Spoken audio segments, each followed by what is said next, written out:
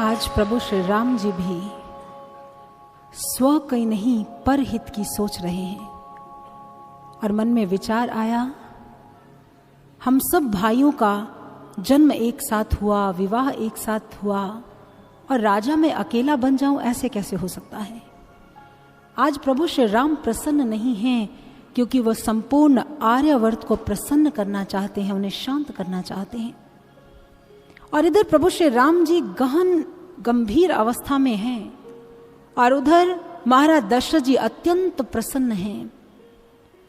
और संपूर्ण नगरी में ये बात फैल गई कि कल प्रभु श्री राम जी का राज्य अभिषेक होगा और चहुं और आनंद और उल्लास छा गया। मानो मार्गों पर इत्र छिड़का जाने लगा, पुष्पों की वर्षा होने लगी, ब्राह्मण आने लगे, गीत गाए जाने लगे। और वाल्मीकि रामायण में लिखते हैं कि जिस समय मंथरा ने अटारी पर चढ़कर देखा, अरे ये क्या, सारी नगरी दुल्हन की तरह सजी हुई है, आज तो कोई उत्सव भी नहीं है और ना ही कल कोई उत्सव है, आखिर ये हो क्या रहा है। तभी उन्होंने कौशल्या जी की दासी से पूछा, आज सभी इतने प्रसन्न क्यों हैं।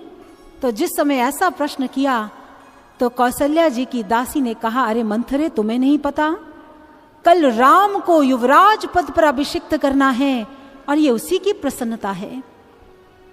वाल्मीकि रामायण में लिखते हैं कि जिस समय मंथरा ने सुना तो मंथरा का मन खिन्न हो गया, ईर्ष्या की अग्नि में, क्रोध की अग्नि में जलने लगी और मन ही मन सोचने लगी कि मैं ऐसा क्या करूं कि रात ही रात में सारा कार्य बिगड़ जाए।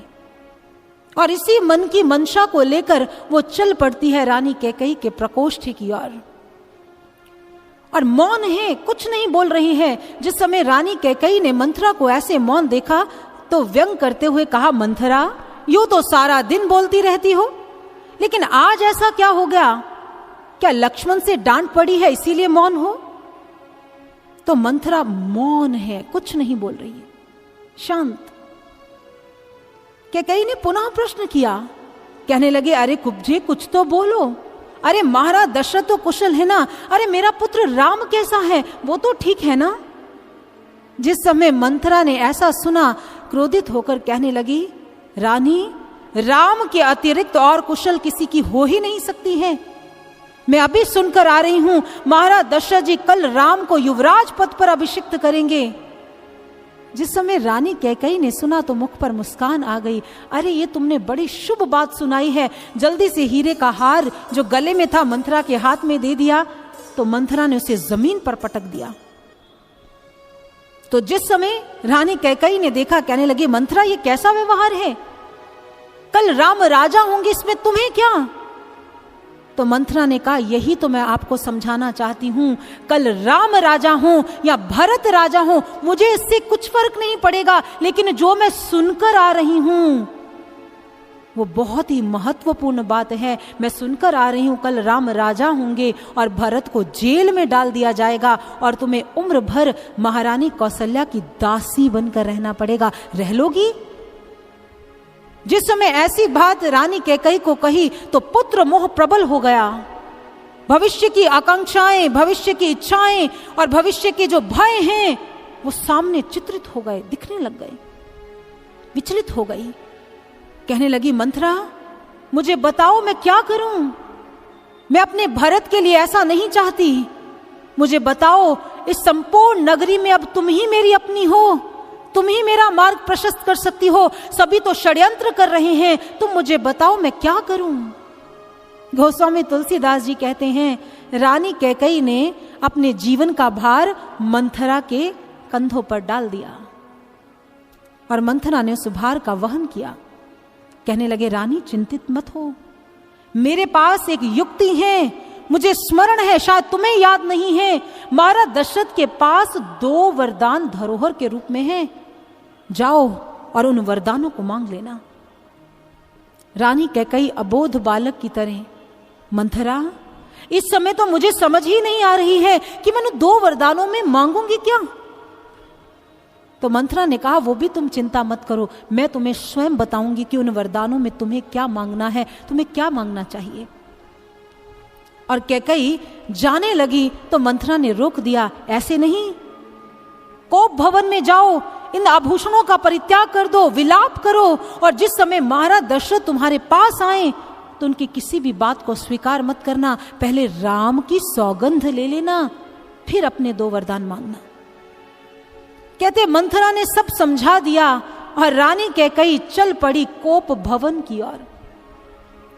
और इधर महाराज दशरथ जी अत्यंत आसक्ति है उनकी रानी कैकई के साथ, और मन में सोच रहे हैं आज ये शुभ समाचार सबसे पहले किससे बांटना है, रानी कैकई के साथ ही बांटना है, क्योंकि बहुत प्रेम करते हैं, बहुत आसक्त हैं उन पर। और जिस समय कक्ष में पहुंचे तो देखा वहां तो रानी कैकई ही विद्यमान नहीं है। प्रतिहारियों से पता चला वो तो कोप भवन में है। तो एक क्षण के लिए महाराज दशरथ जी सन्न हो गए, पहुंच गए कोप भवन में।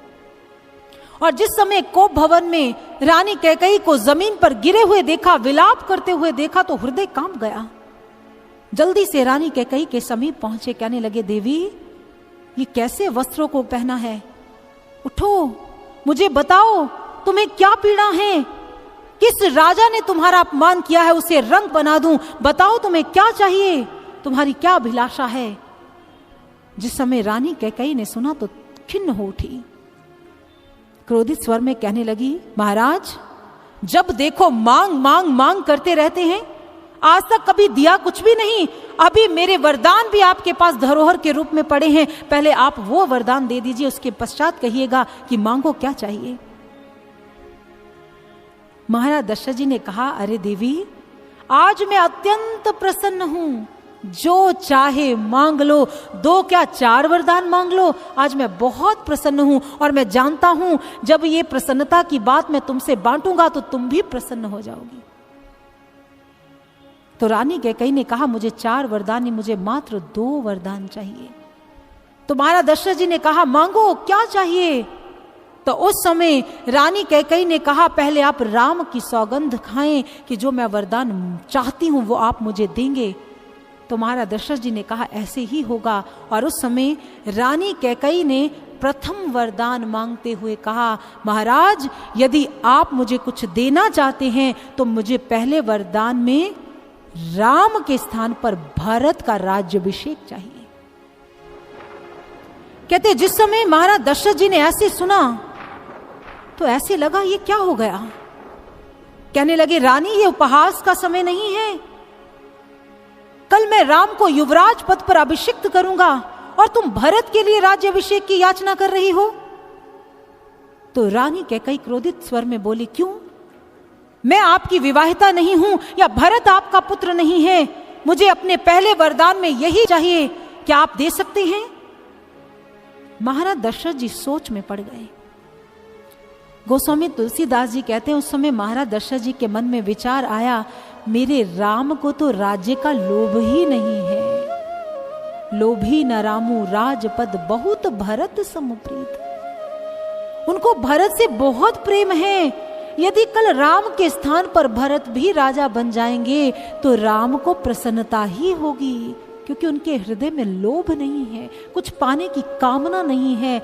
अपने पुत्र की ऐसी छवि का स्मरण किया तो मन में थोड़ी प्रसन्नता हुई कि ऐसा पुत्र है मेरा। कहने लगे रानी कल ऐसे ही होगा जैसा तुम चाहती हो, कल राम के स्थान पर मैं भरत का राज्याभिषेक करूंगा, मांगो तुम्हें दूसरे वरदान में क्या चाहिए। कहते जिस समय रानी कैकई ने सुना उसी समय कहा पहले में भरत के लिए राज्याभिषेक और दूसरे में राम के लिए, राघव के लिए 14 वर्षों का वनवास चाहिए मुझे, इसके अतिरिक्त मैं और कोई अभिलाषा नहीं रखती। जिस समय 14 वर्षों का वनवास सुना महाराज दशरथ जी पृथ्वी पर गिर पड़े। ऐसे लगा मानो उनके हृदय पर वज्र आघात हो गया हो, पांव के नीचे से जमीन खिसक गई। रानी तुम मेरे प्राण मांग लेती, मैं वो भी तुम्हें दे देता, लेकिन आज तुमने मुझसे क्या मांग लिया। मैं अपने राम के बिना जीवित नहीं रह सकता, तुम तो जानती हो। यदि राम वन को चले गए तो मेरे जीवन का अस्तित्व खत्म हो जाएगा। मैं तो राम के साथ ही जीवित हूं, ऐसा मत कर, कुछ और मांग ले, मेरे प्राण मांग ले, ये संपत्ति, ये राज्य मांग ले, मैं सब कुछ देने के लिए तैयार हूं, लेकिन राम को 14 वर्षों का वनवास मत दे। गोस्वामी तुलसीदास जी कहते हैं, आज महाराज दशरथ जी अत्यंत पीड़ित हैं, उनके हृदय में पीड़ा है। वो जो राग है ना उनका प्रभु श्री राम जी के चरणों में, वो उनको पीड़ा प्रदान कर रहा है। गोस्वामी तुलसीदास जी कहते हैं, महाराज दशरथ जी की आसक्ति प्रभु श्री राम जी से इस जन्म की आसक्ति नहीं है, ये जन्म की आसक्ति है। और गोस्वामी तुलसीदास जी महाराज दशरथ के पूर्व जन्म का विवरण हमारे समक्ष रखते हैं।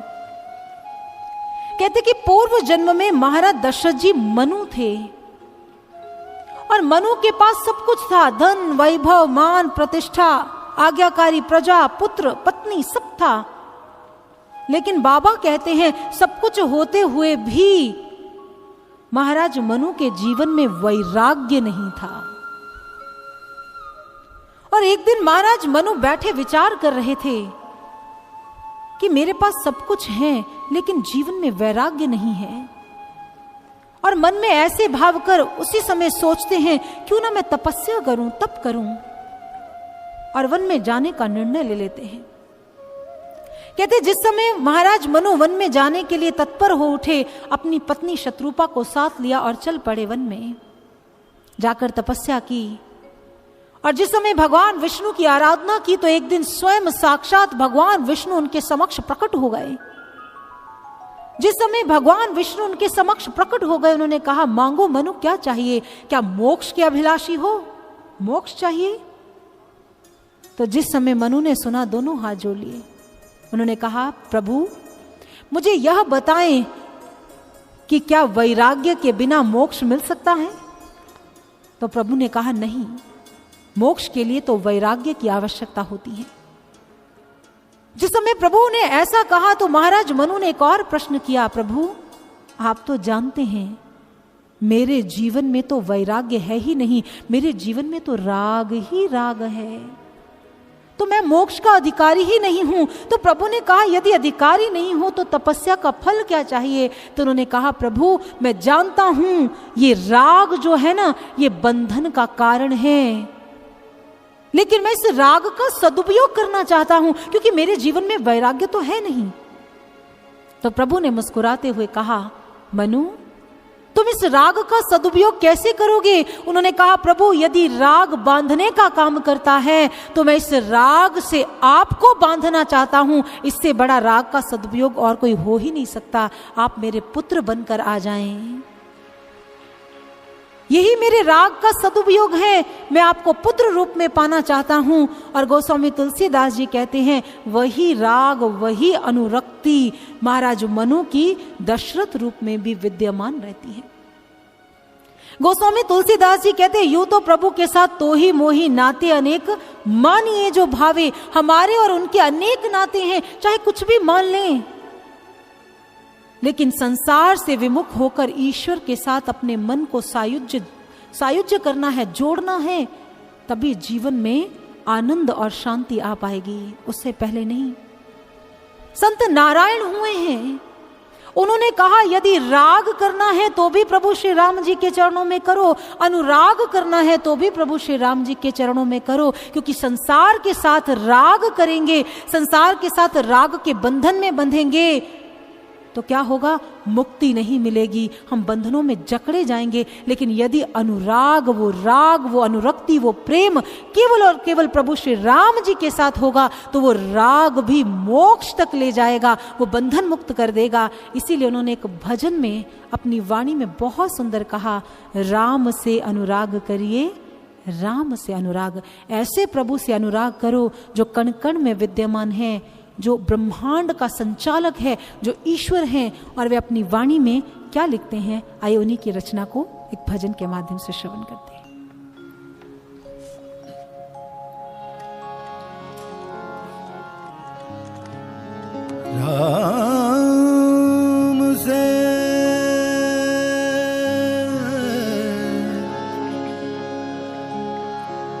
राम से अनुराग करिए, राम दे अनुराग करिए, राम से अनुराग करिए, राग करिए।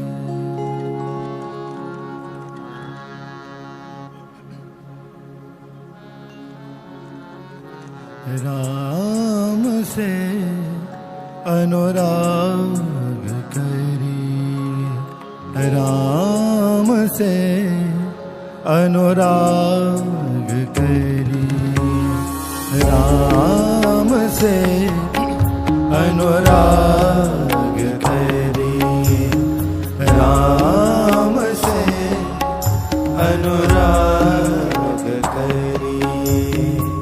राम में है राग जो, राम में है राग जो, है कलश अमृत भरा, ये है कलश अमृत भरा, तीर्थ में प्रयाग जो, राम से अनुराग करिए, राम से अनुराग करिए, राम से अनुराग करिए।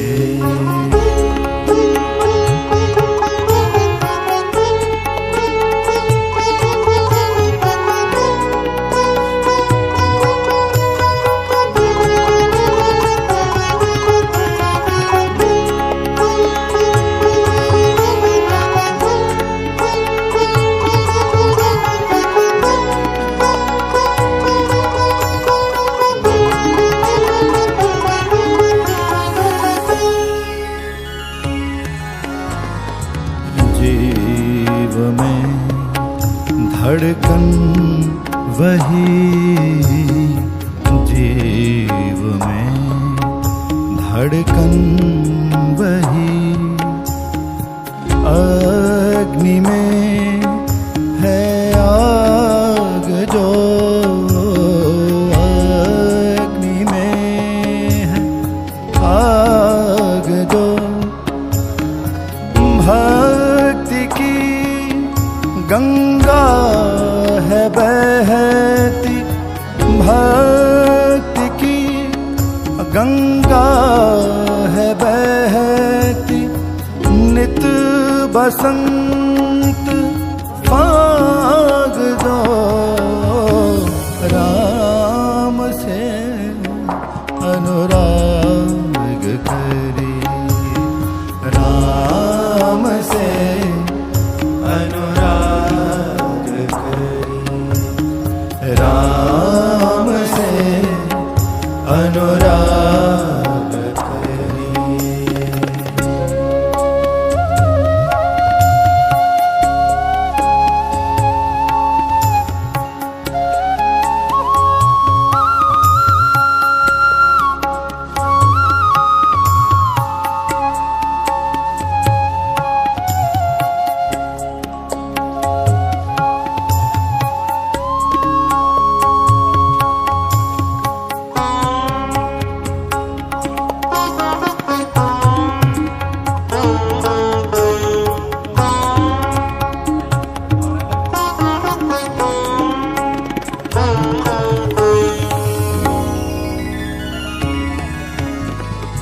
शक्ति के हैं पुंज वो तो, शक्ति के हैं पुंज वो तो, मोह संग वैराग दो, मोह संग वैराग दो, राम में रहिए, राम में अनुरक्त रहिए, राम में अनुरक्त रहिए, वस्तु में है साग दो, राम से अनुराग करिए, राम से अनुराग करिए, राम से अनुराग करिए, राम में है राग जो, राम में है राग जो, है कलश अमृत भराए, है कलश अमृत भराए, तीर्थ में प्रयाग जो, राम से अनुराग करिए, राम से अनुराग करिए, राम से अनुराग करिए, राम से, राम से, राम से अनुराग करिए।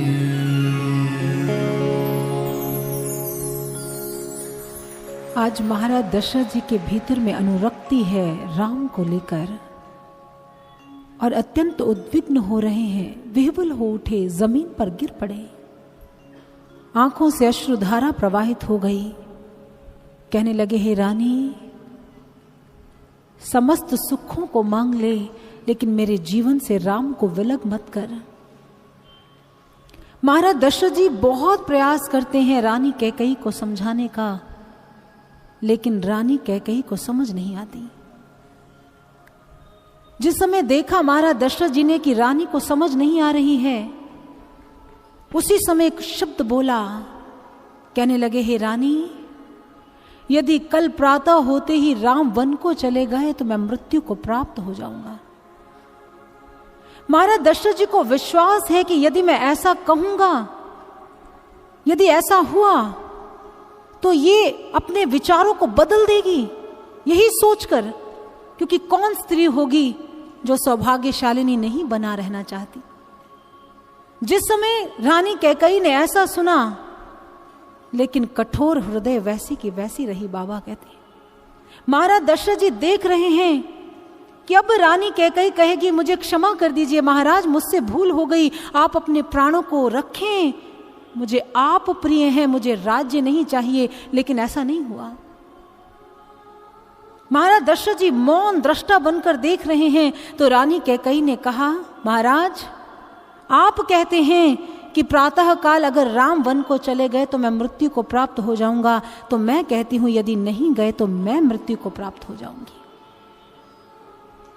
तो महाराज दशरथ जी ने प्रश्नवाचक दृष्टिकोण से देखा, हे रानी, तुम किसकी मृत्यु चाहती हो, मेरी या अपनी?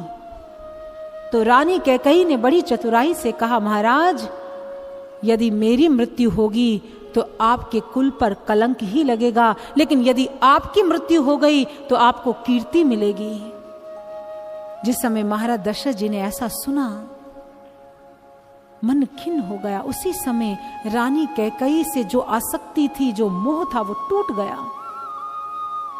सारी रात्रि विलाप करते हुए निकल गई, लेकिन रानी कैकेयी कठोर हृदय रही। जिस समय प्रातः काल हुआ, सभी ने देखा महाराज दशरथ जी तो अपने कक्ष से बाहर ही नहीं आ रहे हैं। आज से पहले कभी ऐसा नहीं हुआ। उसी समय सुमंत्र जी जाते हैं भीतर, देखते हैं कि महाराज दशरथ जी तो जमीन पर बिलख रहे हैं, रो रहे हैं, दयनीय स्थिति में हैं। उसी समय रानी कैकेयी ने आदेश दिया, जाओ राम को बुलाकर लाओ। और सुमंत्र जी चल पड़े राम को लेकर आने के लिए। मेरे प्रभु श्री राम तीव्र गति से अपने पिता के कक्ष में प्रवेश करते हैं और जिस समय अपने पिता को जमीन पर लेटे हुए देखा, रुदन करते हुए देखा, तो मेरे प्रभु का हृदय द्रवित हो गया। उन्होंने कहा, मां मुझे बताओ मेरे पिता को क्या पीड़ा है, मैं अपने पिता की पीड़ा का हरण करना चाहता हूं, मुझे बताओ इन्हें कौन सा दुख है। मैं जानता हूं मेरे पिता मुझसे कुछ नहीं कहेंगे, लेकिन आप तो मेरी मां हैं, आप मुझे बता सकती हैं, मुझे बताओ मेरे पिता को कौन सा दुख है। जब कैकेयी ने ऐसा सुना, कहने लगी, राघव मैंने महाराज दशरथ से धरोहर के 2 वरदान मांगे हैं, बस ये वही देना नहीं चाहते हैं, इसीलिए बिलख रहे हैं, रो रहे हैं। तो प्रभु श्री राम जी ने कहा, मां अब मुझे बताओ मैं क्या कर सकता हूं अपने पिता महाराज के लिए। और उसी समय गोस्वामी तुलसीदास जी कहते हैं, रानी कैकेयी ने 2 वरदान बता दिए, पहले में भरत का राज्याभिषेक और दूसरे में राम के लिए ही 14 वर्षों का वनवास। बाबा कहते हैं, मेरे प्रभु का चरित्र देखिए, जिस समय सुना उस समय मां से कहने लगे, मां बस इतनी सी बात, मैं अपने भरत के लिए, अपने पिता के लिए 14 वर्ष तो क्या, मैं संपूर्ण जीवन वन में रह सकता हूं, लेकिन मैं अपने पिता को ऐसे रोता हुआ, रुदन करता हुआ नहीं देख सकता। मैं अपने पिता के लिए कुछ भी कर सकता हूं। गोस्वामी तुलसीदास जी कहते हैं कि प्रभु श्री राम चाहते तो तर्क दे सकते थे, विचार कर सकते थे, लेकिन उन्होंने कोई तर्क, कोई वाद, कोई अपवाद नहीं किया। उन्होंने सहर्ष 14 वर्षों के वनवास को स्वीकार कर लिया और उनके मुखमंडल पर तनिक भी कोई उदासी, कोई निराशा, कोई हताशा या उनका मुख मलान नहीं हुआ है।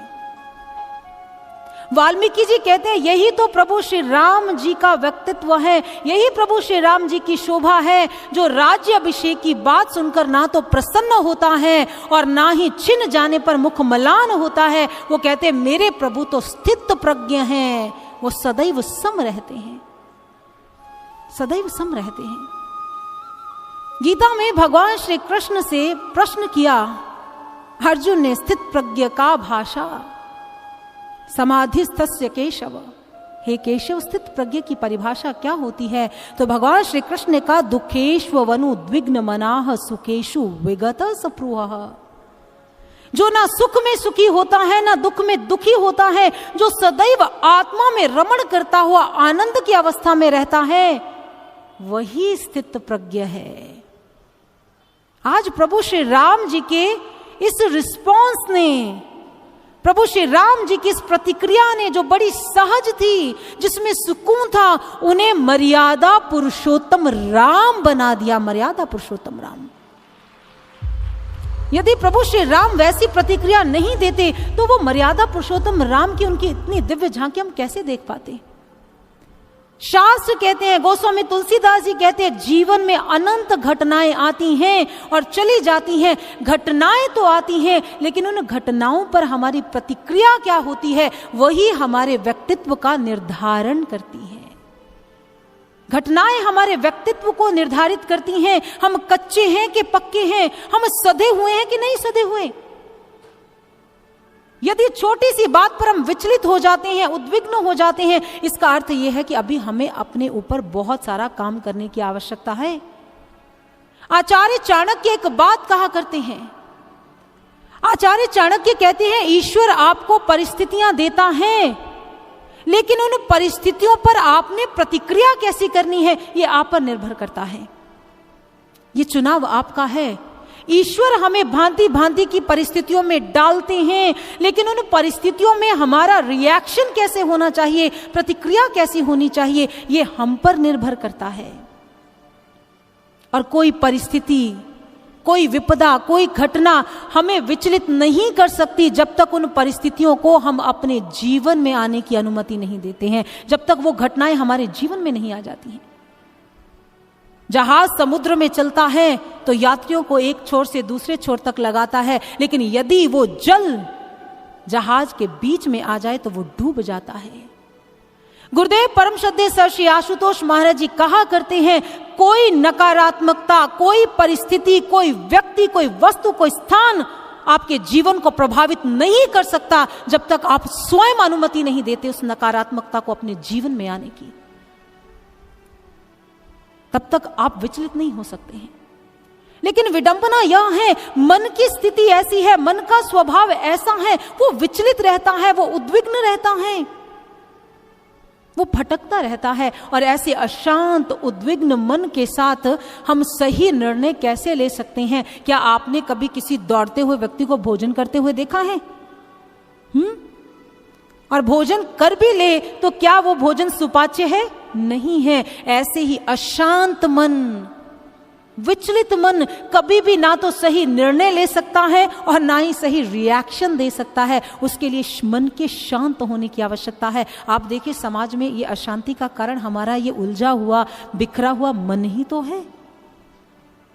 आज हम अपने बिखरे हुए मन को संभालने के लिए, सहेजने के लिए कितना प्रयास करते हैं, कितने सेमिनार अटेंड करते हैं, वर्कशॉप्स अटेंड करते हैं, प्रोग्राम्स अटेंड करते हैं, मोटिवेशनल स्पीकर्स को सुनते हैं कि किसी तरह से ये बिखरा हुआ मन केंद्रित हो जाए, शांत हो जाए, सही दिशा में लग जाए। लेकिन होता क्या है, कुछ समय के लिए हम सुनते हैं, उसके बाद ये फिर बिखर जाता है, ये फिर उलझ जाता है। ऐसा क्यों है? क्योंकि ये मन की प्रवृत्ति है। यदि आप बर्फ के एक टुकड़े को फ्रिज से बाहर निकाल दे तो कुछ समय के पश्चात वो पानी बन जाएगा। यदि आप चीनी और नमक को पानी में डाल दे तो कुछ समय के पश्चात वो उसमें घुल जाएगी, पानी बन जाएगा। साधारण सी दिखने वाली इन घटनाओं के पीछे विज्ञान जगत का एक नियम काम करता है, जिसे जर्मन के वैज्ञानिक रुडोल्फ ने नाम दिया एंट्रोपी का। ये वैज्ञानिक कहते हैं कि विश्व में जितनी भी चीजें हैं ना, जितनी भी वस्तुएं हैं, जो उनकी टेंडेंसी है, उनकी जो वृत्ति है, वो बिखराव की है, वो बिखरने की वृत्ति है।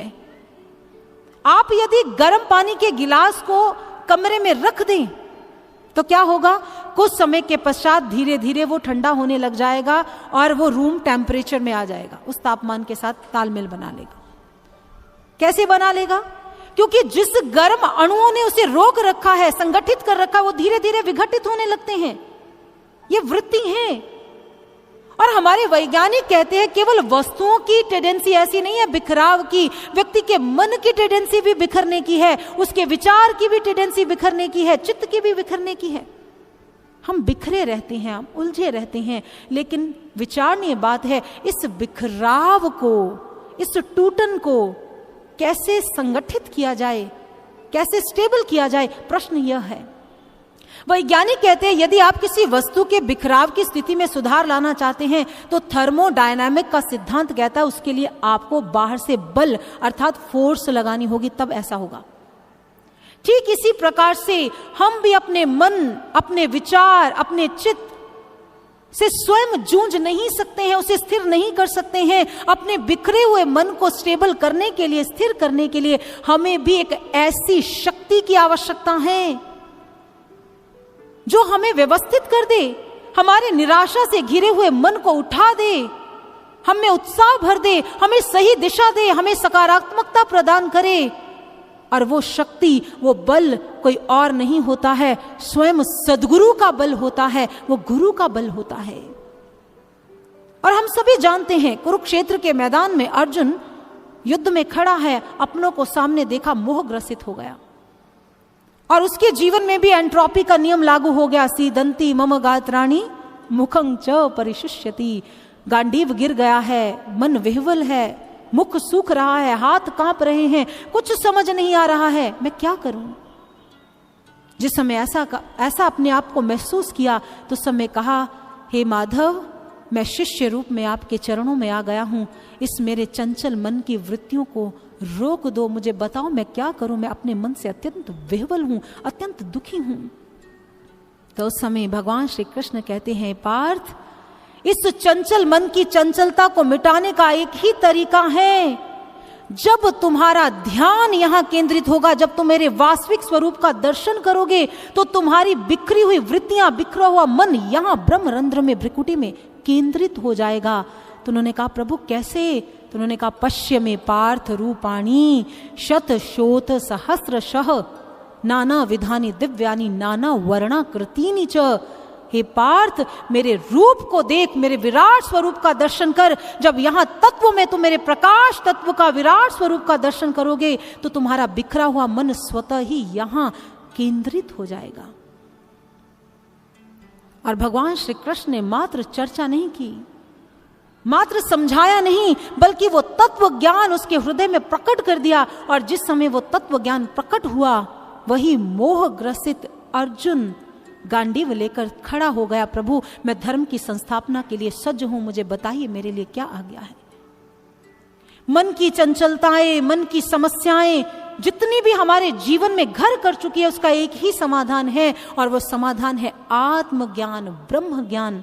क्योंकि ब्रह्म ज्ञान क्या है? वो हमारे बिखरे हुए मन और वृत्तियों को केंद्रित कर देता है। इसीलिए हमारे महापुरुष कहते हैं इस ज्ञान की आवश्यकता है, और जब तक ये ज्ञान जीवन में नहीं आएगा समस्याओं का समाधान नहीं हो पाएगा। और अपने मन को संसार से हटाकर ईश्वर की ओर उन्मुख करने की प्रेरणा ही तो हमें समय समय पर हमारे संत, हमारे महापुरुष देते आते हैं। और वो कहते हैं अपने मन की चंचलता को मिटाने के लिए ईश्वर के साथ अपने मन को जोड़ दो। जिस दिन आपका मन ईश्वर के साथ जुड़ गया तो समझ लीजिएगा आपके जीवन का कल्याण हो जाएगा। इसलिए राम भजन कर मनवा तेरा, जीवन है किस काम का। संत कहते हैं मन यदि भजना है तो प्रभु के नाम को भज, जहां सारी समस्याओं का समाधान है। संसार के पीछे क्यों भागता है? और एक भक्त समस्त मानव जाति को प्रेरणा देता हुआ क्या कहता है, आइए हम भी श्रवण करते हैं।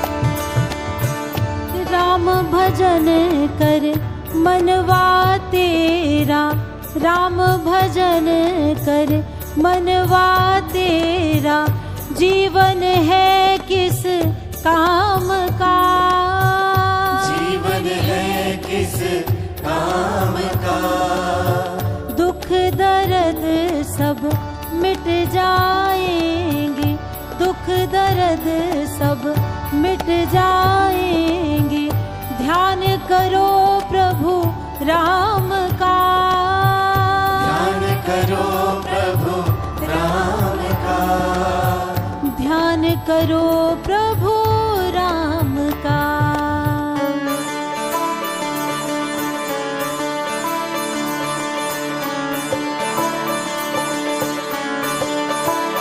जय जय राम सीता राम, जय जय राम सीता राम, जय जय राम सीता राम, जय जय राम सीता राम, जय जय राम सीता राम, जय जय राम सीता राम, जय जय राम सीता राम, जय जय राम सीता राम, जय जय राम सीता राम, जय जय राम सीता राम, राम सीता राम, जय जय राम सीता राम, जय जय राम सीता राम, जय जय राम सीता राम। जय जय हाथ ऊपर जरा दोनों ये राम, बात। जय जय राम सीता राम।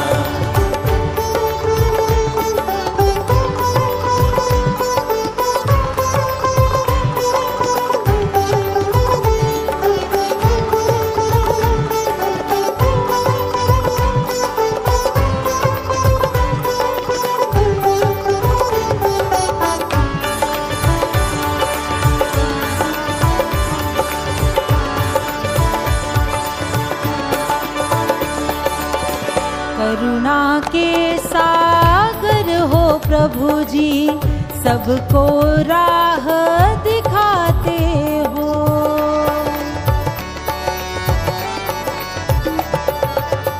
पाप कपट छल छिद्र मिटाकर अपनी शरण लगाते हो, निर्मल मन उसका हो जाए, का हो जाए, भजते हैं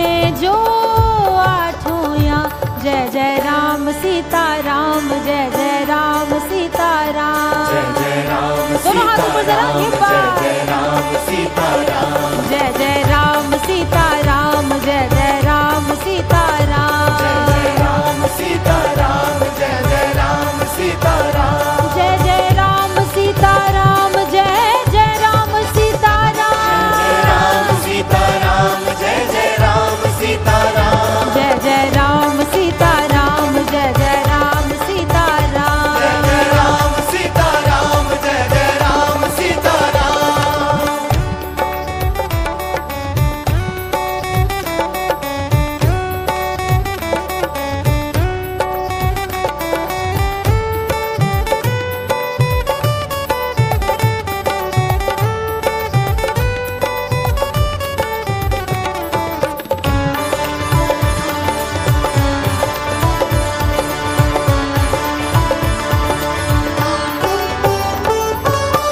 चिंताओं की धूप हो तीखी, ओढ़ प्रभु की चदरिया तू,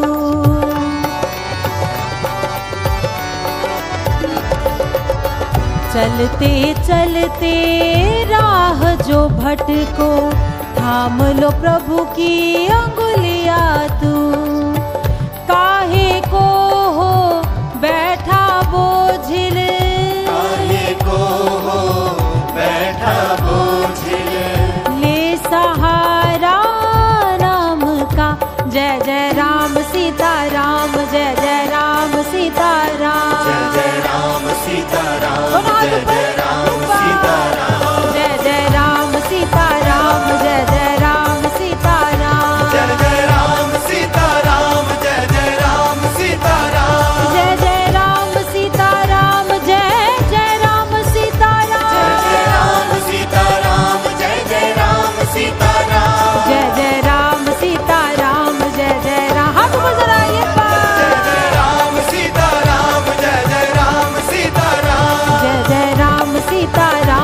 जय राम सीताराम, जय जय राम सीताराम, जय जय राम सीताराम जय जय राम सीताराम जय जय राम सीताराम, जय जय राम सीताराम, जय जय राम सीताराम जय जय राम सीताराम जय जय राम सीताराम, जय जय राम सीताराम, जय जय राम सीताराम जय जय राम सीताराम जय जय राम सीताराम जय जय राम सीताराम जय जय राम सीताराम जय जय राम सीताराम जय जय राम सीताराम जय जय राम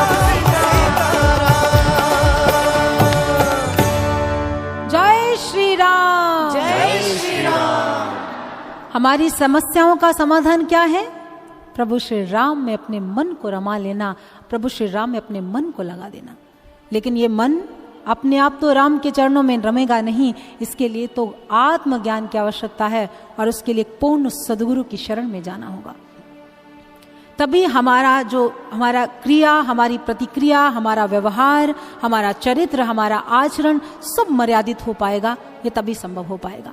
और आज प्रभु श्री राम जी ऐसी प्रतिक्रिया देते हैं, ऐसा समझाते हैं अपने जीवन चरित्र के माध्यम से कि चाहे कैसी भी समस्याएं, विकट समस्याएं आ जाएं, लेकिन अपना धैर्य नहीं खोते हैं। उन परिस्थितियों का स्वागत करना आना चाहिए हमें, उन परिस्थितियों का हमें स्वागत करना चाहिए। और इधर प्रभु श्री राम जी का मुख मलान नहीं है, मुख पर मुस्कान है, प्रसन्नता है और चल पड़े अपनी माँ कौशल्या के भवन की ओर। कहते कि जिस समय माँ कौशल्या के भवन में पहुंचे तो माँ ने कहा, राम समय बहुत कम है, शीघ्र अतिशीघ्र तुम्हारा राज्याभिषेक होने वाला है, अपने कार्यों से निवृत्त हो जाओ। जिस समय प्रभु श्री राम जी ने सुना, कहने लगे, माँ राज्याभिषेक होने वाला है? अरे मेरे पिता ने तो राज्य का बंटवारा कर दिया है और इतना अच्छा बंटवारा किया है कि अयोध्या का राज्य मेरे छोटे प्रिय भाई भरत को दे दिया है और मुझे वन का राज्य दे दिया है। पिता दीन मोहे कानन राजू। प्रभु श्री राम जी के अतिरिक्त ऐसा कौन होगा जो ऐसी स्थित प्रज्ञता को हमारे समक्ष परिलक्षित कर सकता है? धन्य है प्रभु। उन्होंने ये नहीं कहा कि उन्होंने मुझे राज्य से निष्कासित कर दिया, निकाल दिया। उन्होंने कहा मुझे तो मिल गया सब कुछ, क्योंकि उन्हें वो वन लग ही नहीं रहा है। वो वन को वन की दृष्टि से देख ही नहीं रहे। मुझे लगता है वन गमन की इससे अच्छी परिभाषा और कोई हो ही नहीं सकती है। उन्होंने कहा, पिता दीन मोहे कानन राजो, मैं तो राजा बन गया, इसी क्षण राजा बन गया। माँ मुझे अनुमति दो, मुझे आज्ञा दो, समय आ गया है, अपने राज्य में जाने का समय आ गया है, मुझे वन में जाना है। और कहते हैं प्रभु श्री राम जी ने जिस समय माँ के चरणों में प्रणाम किया, नमन किया, वंदन किया, और उसी समय श्री जानकी जी चरणों में गिर पड़ी। श्री जानकी जी ने कहा, हे नाथ, मैं भी आपके साथ चलना चाहती हूँ, आप मुझे अनुमति दें। लक्ष्मण जी ने प्रार्थना की और प्रभु ने उनकी प्रार्थना को स्वीकार किया और आज प्रभु श्री राम जी के साथ चलने के लिए तत्पर हो उठे। प्रभु श्री राम जी ने अपने राजसी रूप का परित्याग किया और वलकर वस्त्र धारण कर लिए। गोस्वामी तुलसीदास जी कहते हैं, आज प्रभु श्री राम जी ने पहुंच गए पिता दशरथ से विदा लेने, और जिस समय विदा लेने के लिए पहुंच गए, पिता विलाप कर रहे हैं, रुदन कर रहे हैं, उनके नेत्रों में अश्रुधारा है। और जिस समय अपने पुत्र को ऐसे वेश में देखा, ऐसे रूप में देखा, तो मन उद्विग्न हो उठा, आंखों से अश्रुधारा प्रवाहित हो गई। कहने लगे, राम, तुम्हें मेरे वचनों का निर्वाह करने के लिए वन में जाने की आवश्यकता नहीं है, तुम इसी अयोध्या भूमि में रहो, तुम्हें वन नहीं जाना है, मैं तुम्हें आज्ञा नहीं दूंगा कि तुम वन को चले जाओ। और इतना कहकर महाराज दशरथ जी के नेत्रों से अश्रुधारा प्रवाहित होने लगी। प्रभु श्री राम आगे आए, अपने पिता के दोनों हाथों को पकड़ लिया, कहने लगे, पिताश्री, जो वचन आपने दिए हैं मैं उसका निर्वाह अवश्य करूंगा, मैं उसका पालन अवश्य करूंगा, मुझे अनुमति दें, मेरे जाने का समय आ गया है। और उसी समय अपने पिता को प्रणाम किया तो पिता ने कसकर हाथ पकड़ लिए।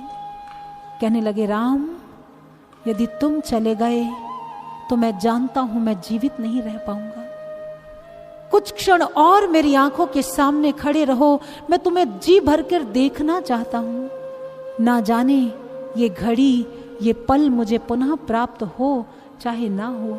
इतना कहते हुए महाराज दशरथ जी बेबल हो गए।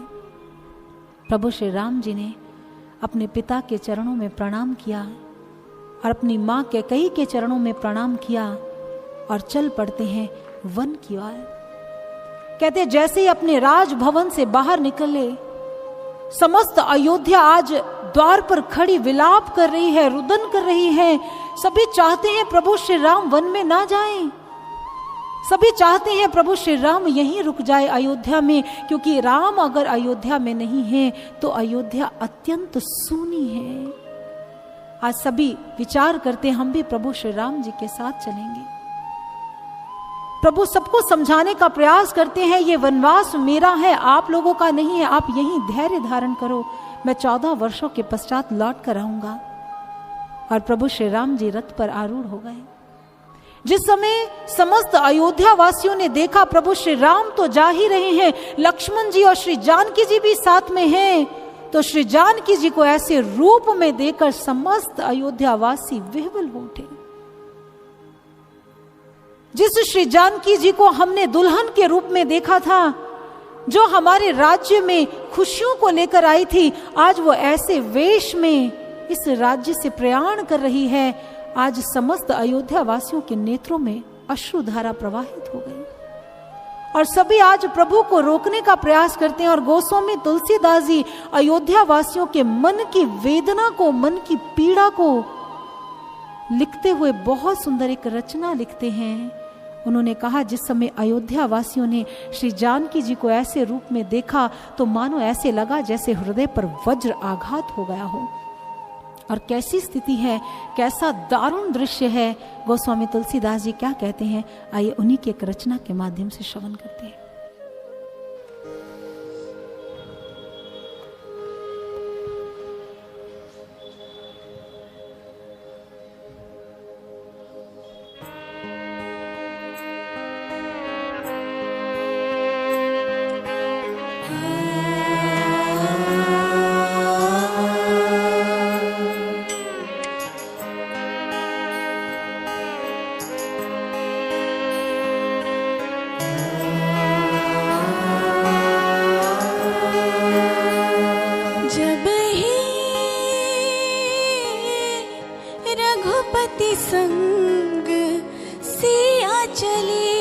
जब ही रघुपति संग सिया चले, बिकल वियोग लोग पुरतिया कहे, बिकल वियोग लोग पुरतिया कहे, अति अन्यायी। जब ही रघुपति संग सिया चले, जब ही रघुपति संग सिया चले।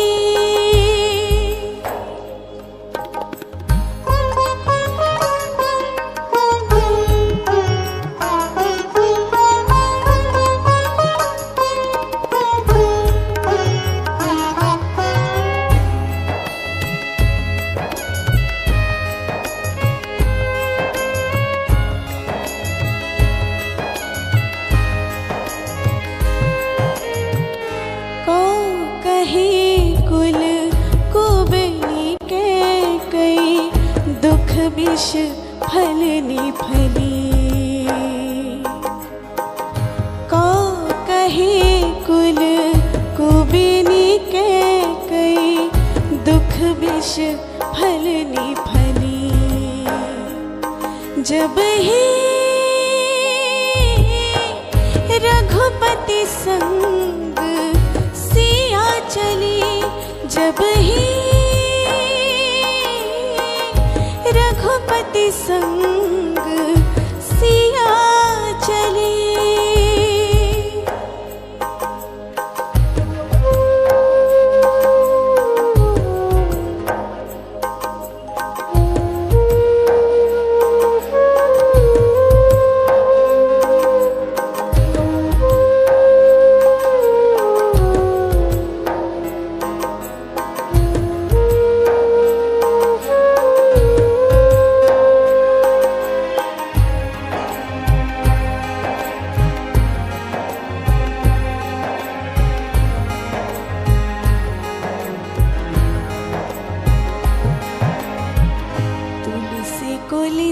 हो की कठोरता, तेहि दिन दल की दली।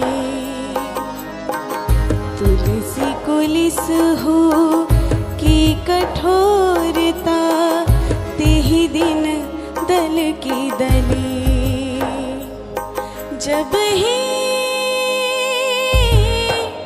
रघुपति संग सिया चली, जब ही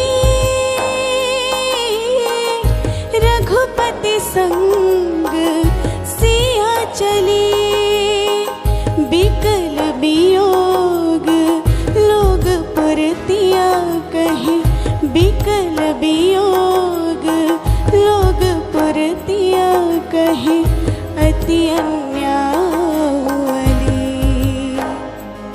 जब ही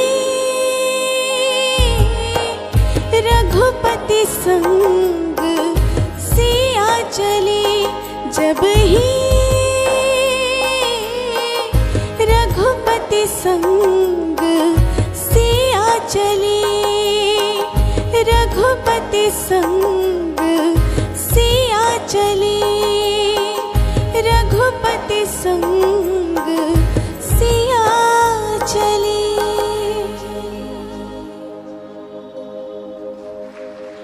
और इस प्रकार से गोस्वामी तुलसीदास जी कहते हैं, प्रभु श्री राम जी, श्री जानकी जी और लक्ष्मण जी चल पड़ते हैं वन की ओर। और वन में मार्ग में उन्हें भक्तों से उनकी भेंट होती है, ऋषियों से, संतों से। और गोस्वामी तुलसीदास जी बताते हैं कि प्रभु श्री राम वन में भक्तों का उद्धार करने के लिए, संतों का कल्याण करने के लिए और राक्षसों के आतंक से मुक्ति दिलवाने के लिए चल पड़ते हैं, एक अभियान के लिए, एक विशेष लक्ष्य के लिए। YouTube पर DJJS वर्ल्ड को अभी सब्सक्राइब करें और नियमित सूचनाओं के लिए घंटी का चिन्ह अवश्य दबाएं। साथ ही इंस्टाग्राम, फेसबुक और ट्विटर पर करें DJJS वर्ल्ड को फॉलो।